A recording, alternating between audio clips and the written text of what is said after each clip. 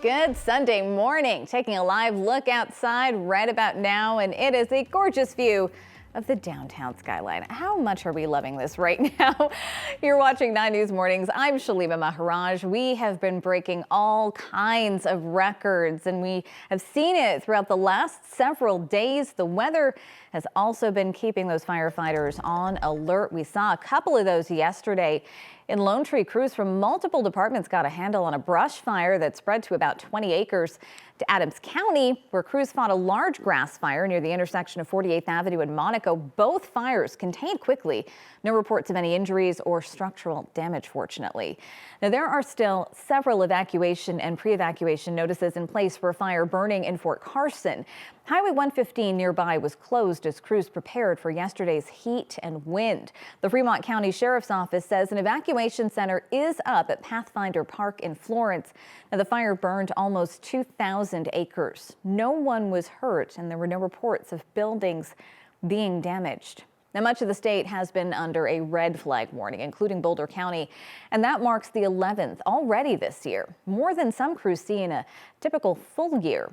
Each warning triggers a significant operational shift inside fire departments, and on red flag days, Boulder Fire Rescue's Wildland Department increases staffing levels, calling in additional personnel, deploying more specialized wildland equipment while the warning is in effect.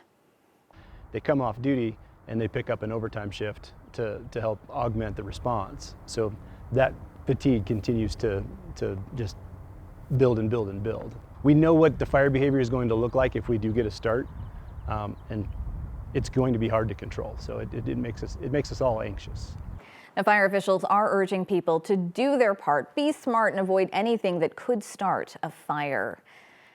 And right now, with that in mind, we are going to go and touch base with our meteorologist, Carly Cassidy. And of course, we saw what those conditions were like yesterday. What are they supposed to be like today? Yeah, thankfully, we are getting a little bit of some relief, a break from all of that high heat and the wind. So we do have a break also from that high fire danger. Still have to be careful, of course, but no red flag warnings for today. Just have that fire weather watch here down to the south of Pueblo through Trinidad, and that does go through Monday. And then here out towards the east, you also see that red flag warning still in place, and would not be surprised, unfortunately, that these red flag warnings will come back as we go into really midweek, as those temperatures, they are going to warm back up even into the upper 80s. And that's what we had yesterday and why we had that high fire danger.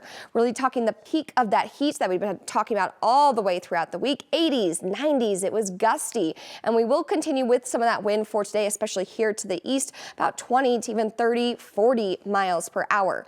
But one good thing for today and why we have that break is because the wind is changing direction. We have that cold front crossing through, have some cloud cover out there, and with that north wind is bringing in those cooler temperatures. So temperatures will drop back down for today. Just tomorrow, we start to warm things back up.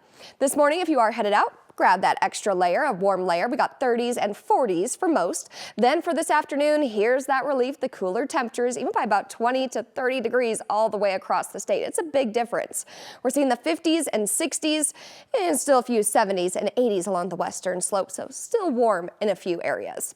And that warmth, as mentioned, that does come back, peaks on Wednesday, so we'll talk about those high temperatures, that high fire danger coming up in my full forecast. Thanks so much, Carly.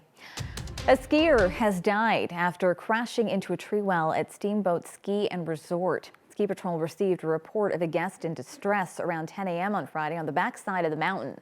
Steamboat Resort released a statement that reads in part, "Our Ski Patrol responded immediately and provided life-saving care, but despite these efforts, the individual passed away. We extend our heartfelt condolences to their family, friends, and loved ones during this incredibly difficult time."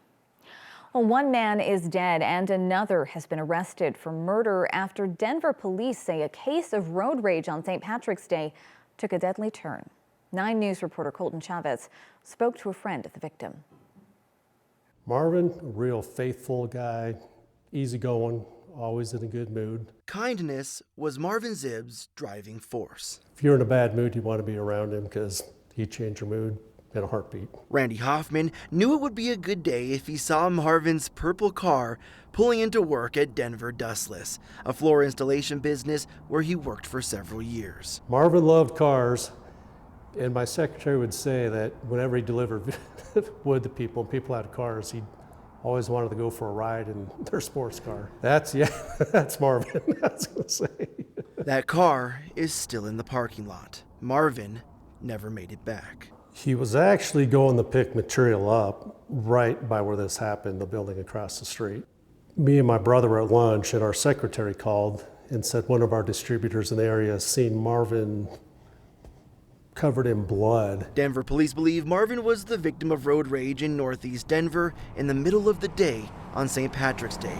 Police believe he was unarmed and had his hands in the air when he was shot 3 times. Then to find out what really happened, kind of just shock. And the fact he had his arms in the air, that's just ridiculous. Through the shock and heartbreak, Randy learned Marvin's reach extended far beyond Denver dustless. Yeah, a lot of phone calls. And then from all my contractors calling me that, I never realized Marvin spent so much time with them. Touching more lives than he ever realized. When he get done stocking a house, ask if he could do anything for them. Gone, but still driving people to live a life like Marvin.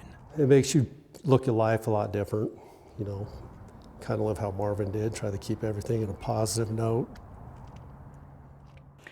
Well, the suspect in this case, Levon Wedgeworth, has been charged with first-degree murder. For anyone looking to help support the family, we have shared a link with more information on our website, 9news.com. Well, authorities in Douglas County say they found the car of a Castle Rock man who's on the run after he was convicted of sexually abusing a child. They got his car, but he is still missing. Police say the car was found on 5th Street in downtown Castle Rock. Jorge Campos was found guilty on 5 counts of sexual assault of a child as part of a pattern of abuse on Friday. Officials say Campos failed to show up in court to hear the verdict, and authorities found his ankle monitor in a dumpster. Anyone with information on his whereabouts is encouraged to call 911.